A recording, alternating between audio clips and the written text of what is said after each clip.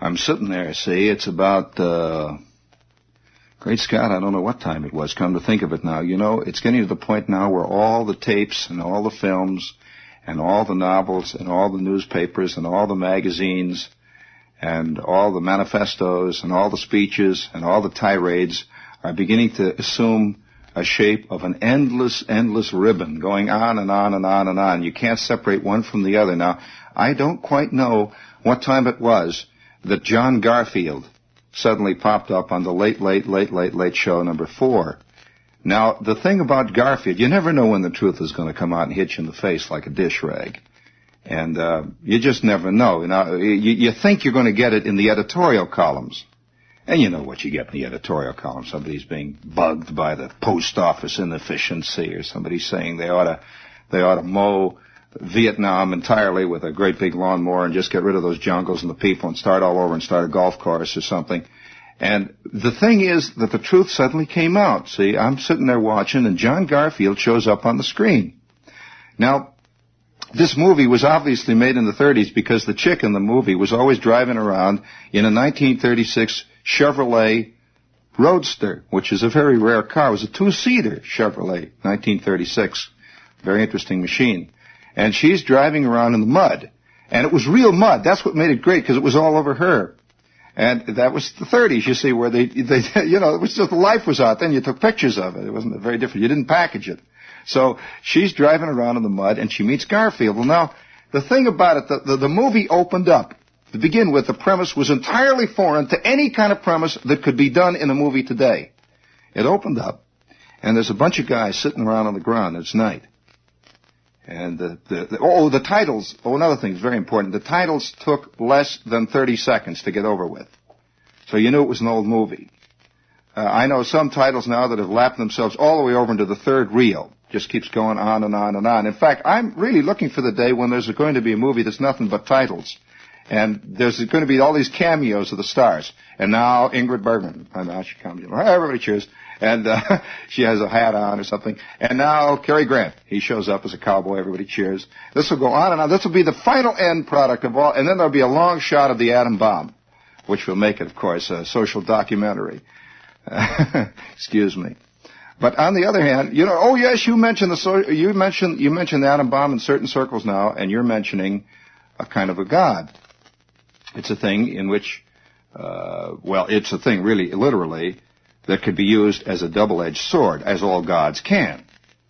On the one hand, you can fear it, and on the other hand, you can use it to chase your enemies away. Many people use the atom bomb and the threat of an atomic war the way other people use universal communism. It just depends on who you're calling what. If you're bugged, say, by fluoridation, you can claim that it's a communist plot.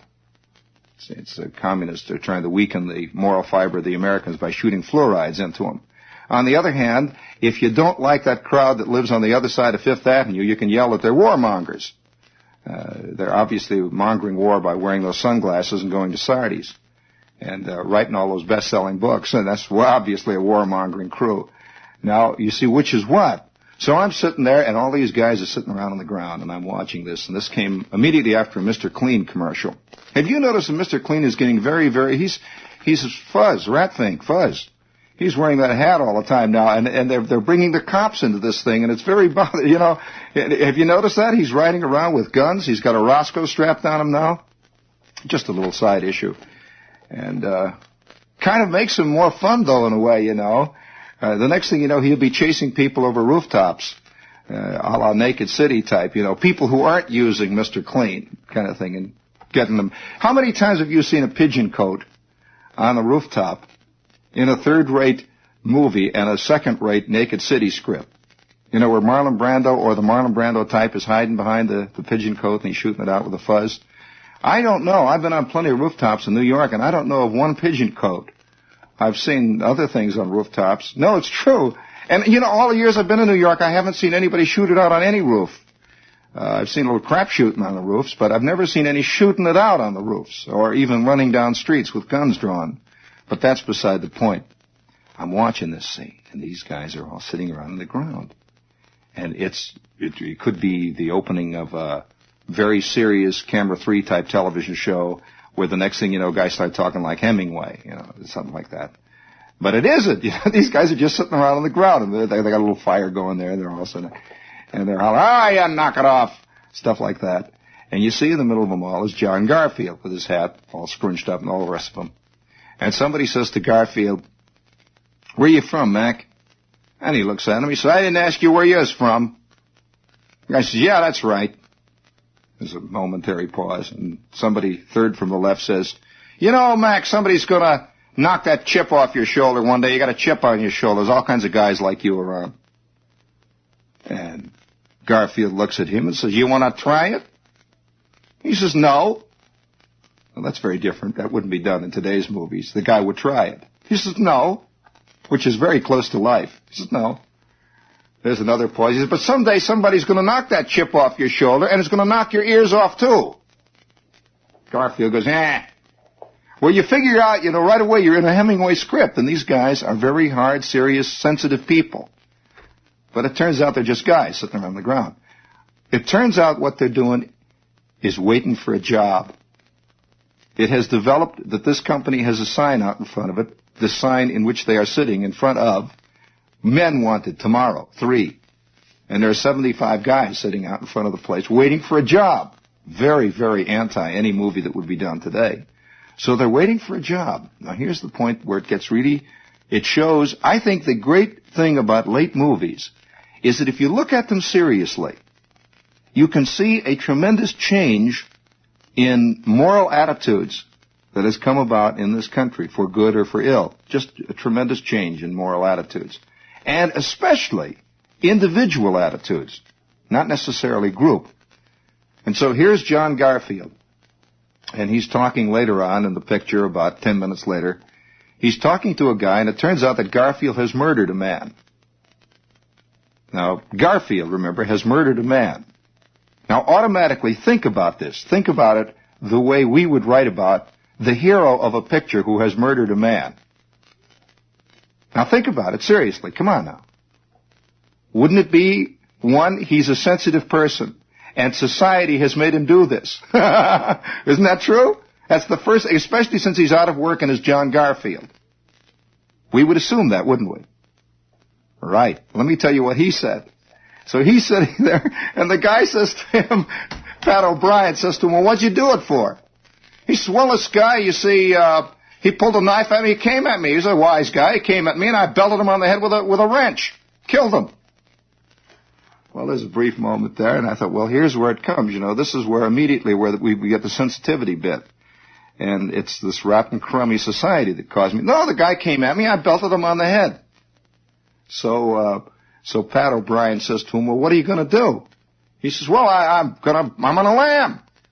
He says, well, you got to go back. They're going to get you one day. Well, on a lam. So everything is there. He's doing exactly the way you would do it in life. You see what I'm trying to tell you? This is the way it happens. This is the way guys really do kill people. Somebody comes at him, you hit him on the head with a wrench, and he's dead. Well, society didn't do it. I'm sorry. The Village Voice did not make you do it. It was not the crummy editorial writers on the Daily News that did it. It wasn't the segregationists at Mobile that drove you into it. You hit him on the head because he was coming at you with a knife. And so he's on the lam. Well, later on, and this is where we began to get really ripe with reality as opposed to what we would call reality today. So he's working in the oil fields, and he's still on the lam all the way through, you see. And finally, we know he's on the lam because the police, we see various shots of the police are checking all over. He's run away from Oklahoma. He's now down in Texas. And he's down there working away in the oil fields. And they keep bringing pictures of him to different oil fields looking for this guy. And finally, one day, it is obvious they're going to get him. So he decides to cut out.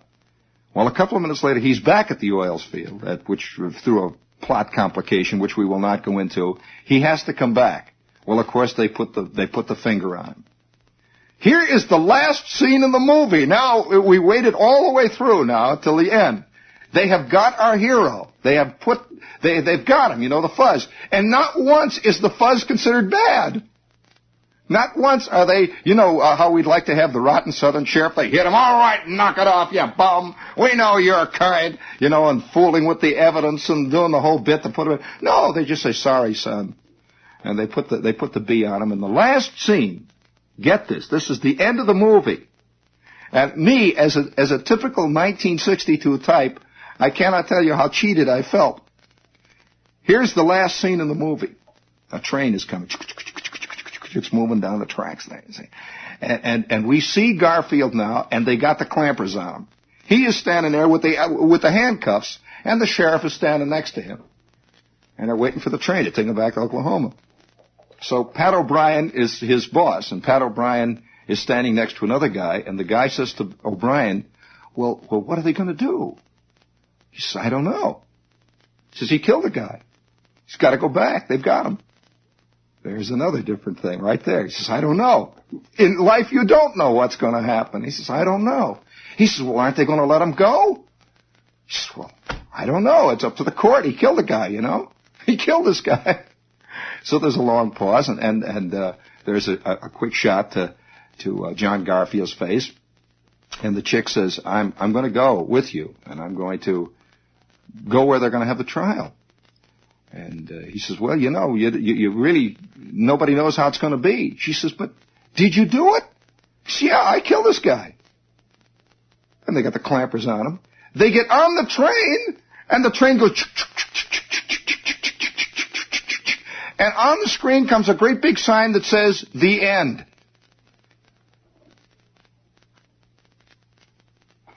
How's that for a slice of realism? Not once did he look around and say, you made me do it! You did it! Rotten society! Yeah, rotten people! Not once. He says, well, I did it. Well, I'm sitting there, and after that the M&M commercial came on. And it was well into the part, where the girl takes her white glove and opens it up, and it says, what do you think she's got in the glove? And I knew what it was, and I began to feel secure again. Because this was my world. I knew what she had in the glove, and I knew that the M&M would not melt and get her white glove all covered with sticky chocolate. I knew that, you see. And I felt that for just this one brief minute, the world had order, it had strength, it had beauty. More than that, it had composition, by George. And right things were right and bad things were bad.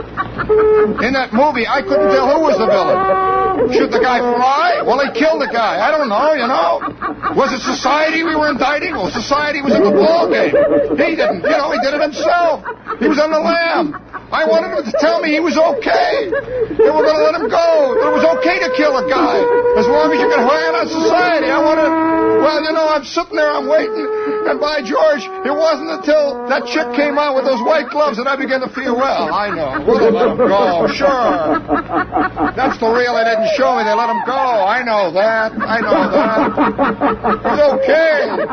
They're not going to fool me. I know. And furthermore, even though he didn't say it, he was a very sensitive guy, Garfield.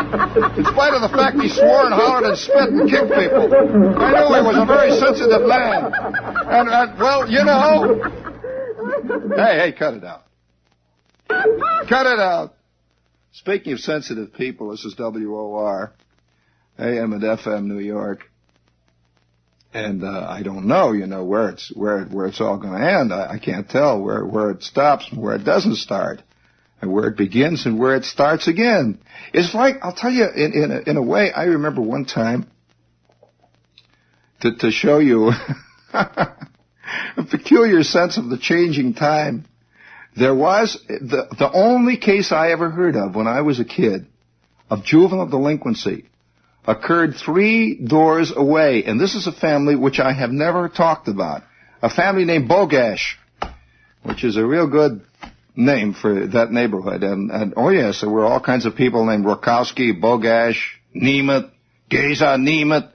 Do you know that at one point I spoke the worst pidgin Hungarian you ever heard in your life?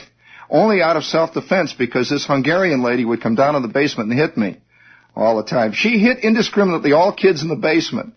That's the truth. And she would come screaming down. I don't know whether you know any Hungarians, but Hungarians are the screamingest people they're completely involved with screaming at one another. And I would go to Nema's house. And, of course, you see, I lived in various houses. When you're a kid, you don't really live in your own house, you know. You live in various houses. And you accept, without question, the mores of the house. You live in this, you're part of this thing. When you're a small enough kid, you see, up to a certain point, you don't do this. But after this point, you begin to accept one thing and divide it and put it into compartments. Well, at one point, I'm living in Nema's house. Like 2 afternoons a week, I'm completely a hunky. In the middle of the week, I would be a Polak. I'm over at Bolas's house, and I spoke this rotten Polish, because that's all they did, and they ate cabbage and played pinochle all the time at the Polak's house. Well, then I'd say about 4 nights out of every 10, I am a Swede. And I'm in the kitchen with this lady who was a Laplander. And she would glower behind that stove and just look. Have you ever seen a Laplander? Do you know what they do in Lapland? Do you know that they hunt wolves with eagles? Oh, boy, picture that on the Grand Concourse when you talk about reality. And it develops a certain kind of person, and they're always up to their everything in snow. And they just stand and look.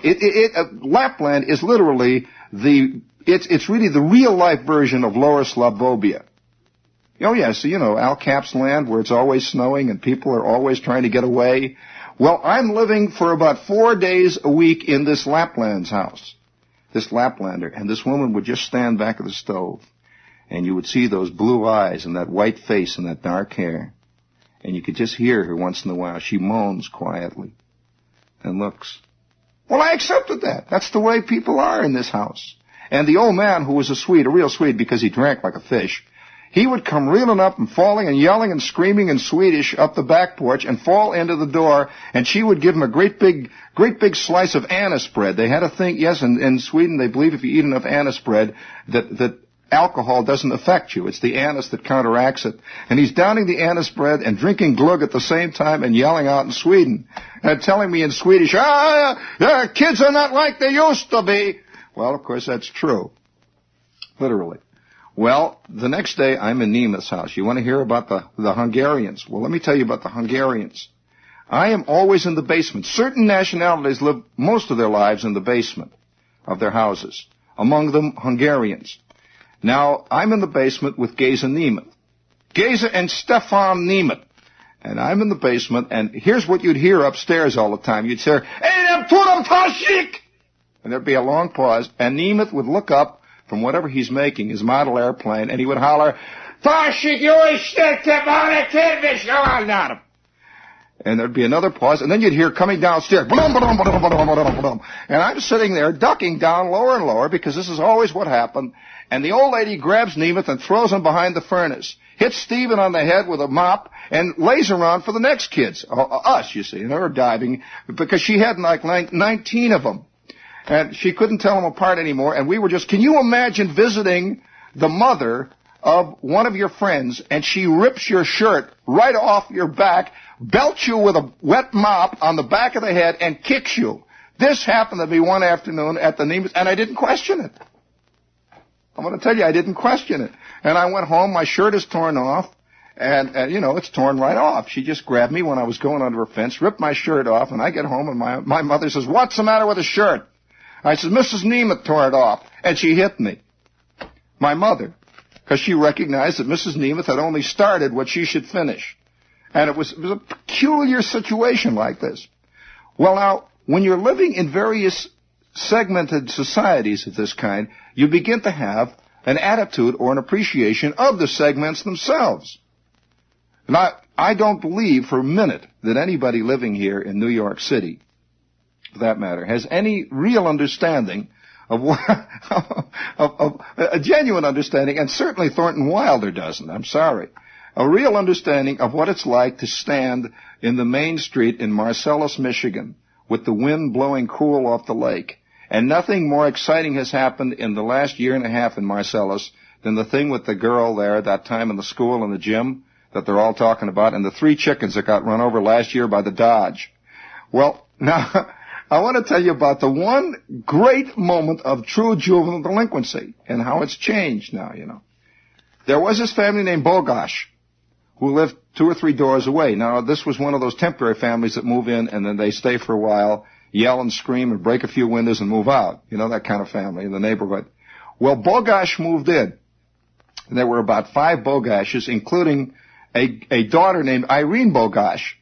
Well, Irene was roughly, I would say now, looking at it, I would say she was probably 15. Although at that time, being at that moment, I was about 8. 50, she was a grown-up girl, you see, but she was really about 15. I figure Irene Bogash. And she was dark. Very dark hair and white skin, and even to my untutored eye, a swinger, a lovely girl. Well, Irene Bogash would sit on the porch once in a while and look out while all of us are out in front of the house playing ball and stuff. And there were 2 or 3 other Bogashes involved. We're playing ball and having a big thing, one thing and another. Well, then one day, I'm home from school, and my mother and my father and a couple of people are in the kitchen talking about what happened to Irene Bogash. And they're talking away there, and I'm a kid. I'm trying to figure out what it is, I'm trying to hear. And it turns out that they picked Irene Bogash up in the candy store. I couldn't, picked Irene Bogash. We all went in the candy store from time to time, But the way they said it, they picked her up in the candy store. It was a different kind of picking up in the candy store than we had ever had. Irene Bogash was picked up in the candy store. And I said, well, where's Irene? And my mother says she is not coming back for a while. Not coming back for a while. What happened to Irene Bogash? And then the dreaded word was out. Irene Bogash was sent to a mythical place which was always hanging over all of us in a peculiar, untouchable way, the Reform School. Did they have a Reform School when you were, did you ever hear of the term Reform School? Well, Reform School. And Irene Bogash had been sitting on the porch all the time. She wasn't a window breaker or a yeller. She was sitting on the porch. Well, about 20 minutes later, about 9 of us kids are back in the garage, and the word is out among all the kids that Irene Bogash is at the Reform School. They took her to the Reform School.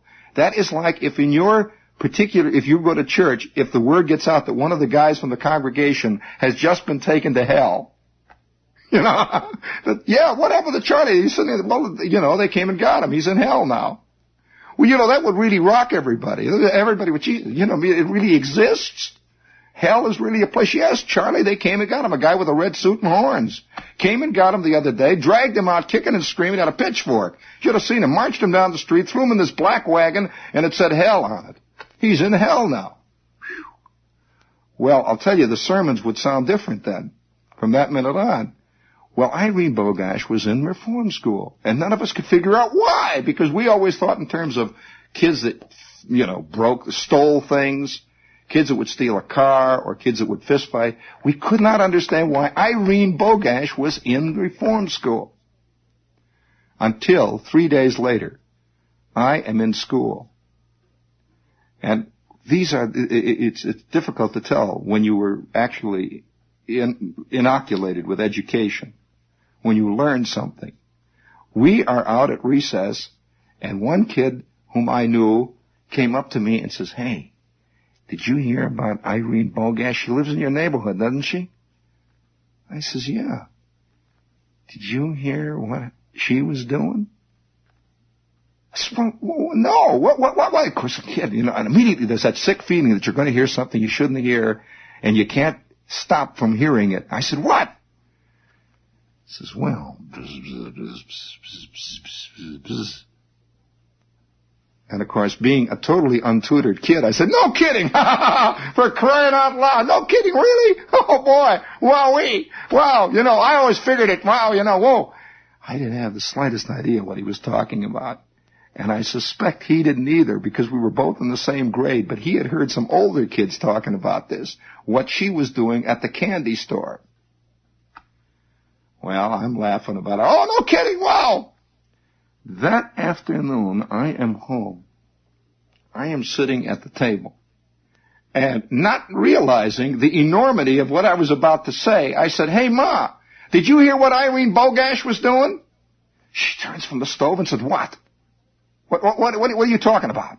Because she knew very well what Irene Bogash. In fact, everybody in the neighborhood knew, but 8-year-old kid. I said, well, buzz, buzz, buzz, buzz, buzz, buzz, buzz. Isn't that funny, Ma? There is a long, fantastically pregnant moment. She says, where did you hear that? I said, Jackie Melton told me.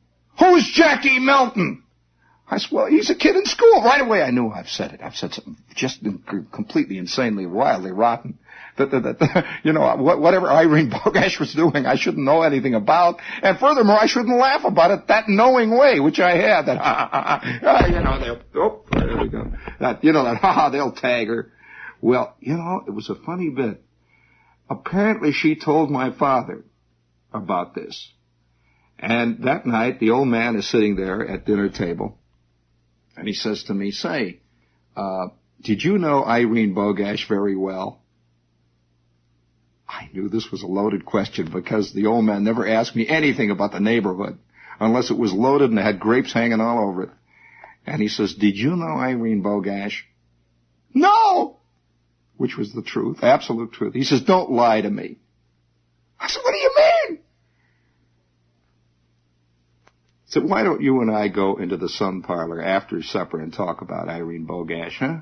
You can tell me. I've been around. I've been around. So about an hour later, I'm sick. I can't eat the red cabbage. What am I going to say? And we're sitting in there on the daybed, and my father says to me, all right now. He closes the door. He says, look, your mother isn't going to know. I'm not going to say anything to your mother. She's not going to know. And I'm not going to tell Randy.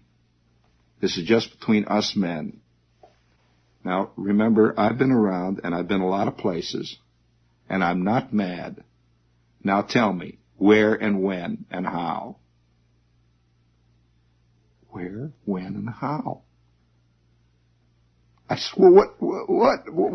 He says, no, come on, now don't get excited. Don't get all hung up. Just take it easy now. Just take it easy. Just take it easy. It will never be mentioned again. Tell me about Irene Bogash. Well, Jackie Melton. Now, come on now. Now, don't lie on top of it. Just come across. He said, where, when, and how. Just tell me. And that's all. That's all I want to know. I want you to just tell me about it. Just tell me. You don't even have to even go into detail. Just tell me where, when, and how. I didn't know what to do. Completely thrown. And I knew that I had to say something, and he was absolutely not believing anything I said. So I'm sitting there, and I said, in the garage. Oh, okay. Whose garage? He said, Bruner's garage. Somehow it seemed terrible if I said our garage. I don't know why. I just said Bruner's garage. Because Bruner's garage was always open because Bruner once knocked the doors off on a Saturday night and you couldn't close them. So I said, Bruner's garage. He says, okay, when? Saturday. Saturday. When was it? What Saturday? Last Saturday. He says, okay, last Saturday. All right. Now, I'm not going to say anything about this. I'm not going to tell your mother, but I'm very glad you told me the truth. Yeah. He says, I'm very glad. And from now on, whenever you get into any kind of trouble like that, please come to me, will you? And please tell me the truth. Just come out right with it and just lay it on the line. And with that, the old man gets up, walks out of the front room, out of the front sun parlor, opens the door, goes into the kitchen, picks up his newspaper, and starts reading about what the White Sox done. And I walk into the living room. I don't know what the devil has happened. All I know is that I did the right thing by saying the garage on Saturday. And ever since that time, I've been every time I'm trapped, I holler Saturday in the garage. And everybody believes me, And it's made everything work out much better. Now, I don't know what Irene Bogash was doing, even to this day. What had happened in the garage on Saturday. If anybody wants to check on the story, Bruner's garage has still got no doors. And it all worked out.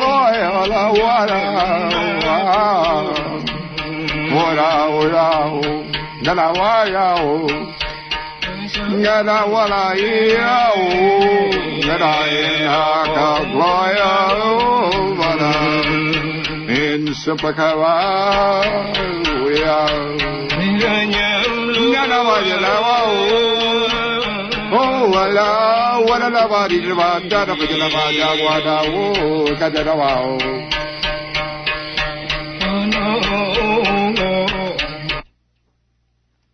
Very good. And let that be a lesson to all you kids.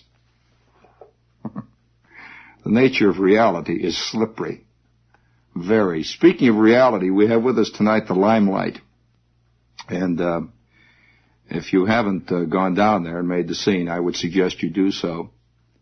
It's a big place, and there's a lot of people sitting around. There was a very strange thing happened the other night. I'm sitting in the Limelight, and a guy walks up to me who was a listener type, and he had a funny look on his face. And he was an atomic physicist, believe it or not. He didn't say anything to me until later about it, and he says, I heard about it on the show. I said, what about it? He says, I don't think my wife would like it. He looked around. He says, but I dig. And he was just sitting there.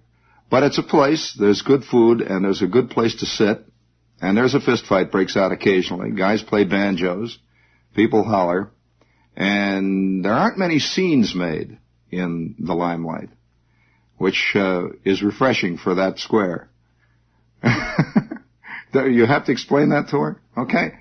It's the Limelight, and it's at 91 7th Avenue South, right in the heart of Sheridan Square. And I suspect tonight I may go there after midnight. Do you want to make the scene down there? All right. Tonight after midnight. Anybody wants to come in for a fist fight, I'm ready tonight. After midnight. It's the only time I make that scene. Now, speaking of scenes, let's see. We have... hey, do you have that we don't have that random ET, do we? Up? I am very curious about this. The other day, I saw Pfeiffer at a place, Jules Pfeiffer, and Pfeiffer says, I hear Random House is going to put a spot on your show about my book, Hold Me. And I said, yeah, I heard that. He says, they've got an ET. And I says, how the devil do they sell a book, Pfeiffer, with an electrical transcription like they sell, Mr. Clean? And he says, I don't know. He said, they made this ET.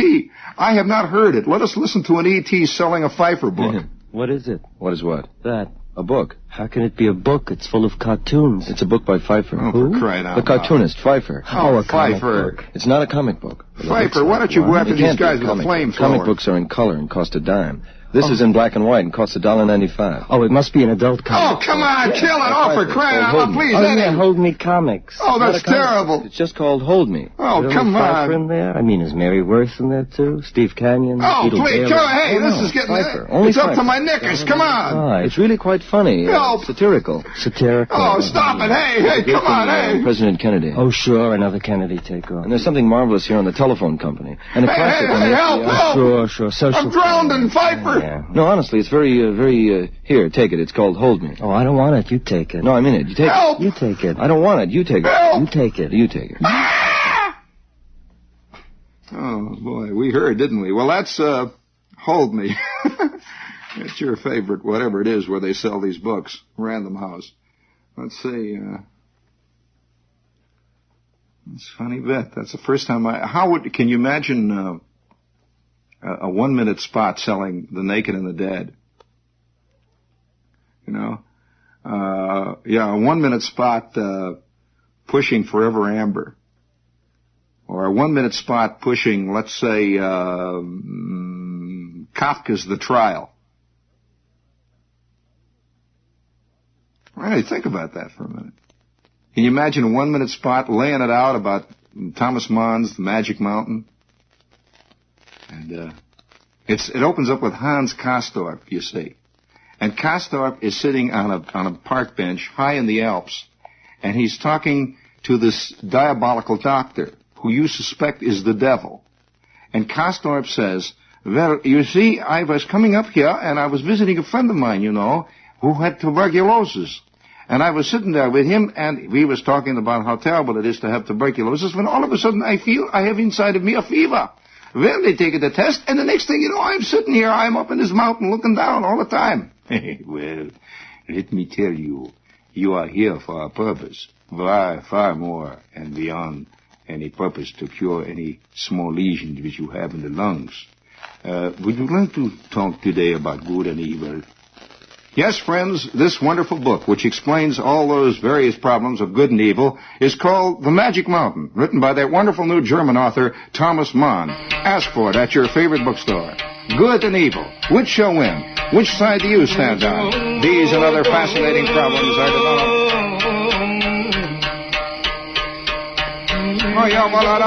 Cut it out there. We'll have no religion tonight at this hour. It scares people. And we also have with us, the Mandarin House. And they're a place where they sell all this Mandarin food. And I would suggest that you look up Mandarin. That is a great word to look up in the dictionary. It has very, very funny connotations, but the food is superb. And it's down on 13th Street between 6th and 7th in the village. And they have a little barzy there. And they have I just have to say this. It is a very embarrassing thing for me to have to admit, but they have the most insanely, I hope Emily Quote does not hear this, because while Emily is sitting at a table talking to me, I cannot help but allow all this to happen within me. Because you see, after all, I am but merely human. Hence, I am made of the poor common clay that washes away in the springtime. I'm sitting there noticing that not only do they have Mandarin food, they have the most insanely, wildly exotic waitresses I have ever seen in my life, right? You can't believe it. Whew. And nobody notices it there, which makes it even more spooky. You talk about the bunny clubs. Wow, speaking of bunny clubs, and I'm not going to go into Pfeiffer's and the whole thing here now. Did you? I'm going to have to ask her for this one time. You know, it's a funny thing. I've been watching this growth of so-called gospel music for some time, and the pseudo-folk music for some time, too. And I can remember, let's get the Show magazine out of the way, too, okay? All right, Ted. Show magazine, speaking of bunnies, they got this thing about bunnies in the Show magazine that's now on sale at your newsstand. They also expose Japan for what a rotten mess it is. That's this week's show.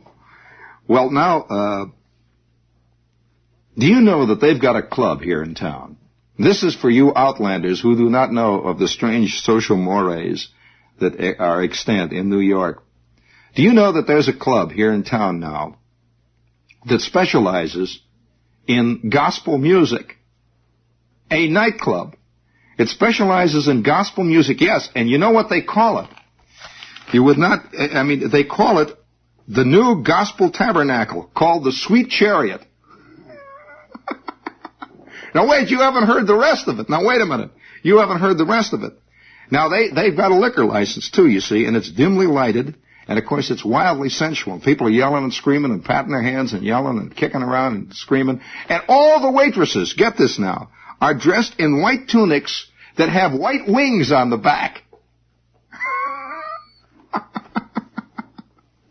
They are heavenly messengers, and they come bearing Hennessy. And all the while up on the stage, they're belting it out. Over that old River Jordan. Over that old Jordan. Over that old River Jordan. I want you to know I's a-gwine. Hold it there. Now you're all hung up, Eddie. Now cut it out. Now there is something that will probably be documented when the future Gibbon arrives on the scene. I'm sure that when Rome was slowly sinking into the mire, they must have had some version of a nightclub where they had these gigantic orgies, and all the chicks who were involved were dressed like Aphrodite. There must have been some showing up on the scene dressed like Diana. Others were dressed like probably even, if I know anything about Rome, Apollo. There's a very good possibility that a few of the chicks showed up that way too. However, I think this extension of the bunny sequence is only logical. Because the idea of a bunny, you see, a bunny is not a rabbit, you know. A bunny does not carry the connotations that rabbits carry. You're aware of that. You're not? You see, because if anybody ever referred to one of the girls as one of the rabbit waitresses, that's a very different connotation than bunny. Think about it for a minute. Oh, yes. Oh, yes, you see. It's all part of a very interesting twist that has come about that relates morality to age. If a guy is shown on a screen as a 52-year-old gunman and he guns down a lot of people, he's a rotten gangster. If he's a 21-year-old gunman and he shoots a lot of people down, he's a wonderful, misunderstood, sensitive victim of society. You see the difference there? You could imagine George Raft as being rotten. Tony Perkins is only sick and confused. And yet, all the while, their victims lie there bleeding. Blood is blood is blood is blood. Is blood is blood. It depends on whose grandmother is shot, I suppose, as to how you view morality. So, is a bunny as bad as a rabbit? Is a bunny a rabbit? Is a waitress who wears a pair of white wings on the back, is she Lolita? Is Lolita in the same boat, let us say, as,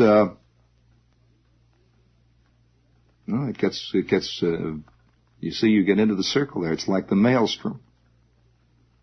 It's the maelstrom.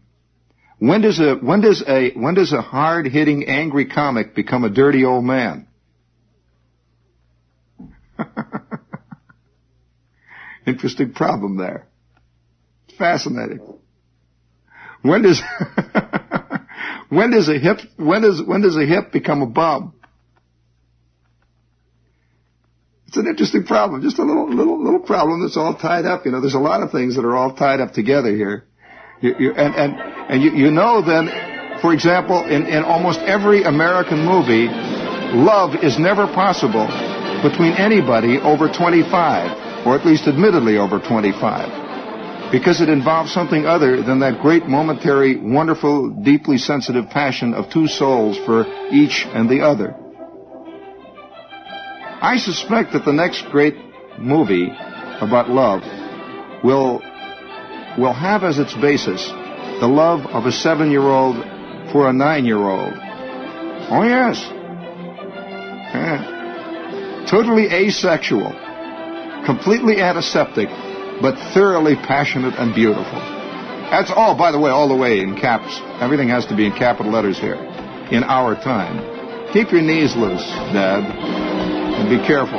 When does greasy kid stuff just get to be grease?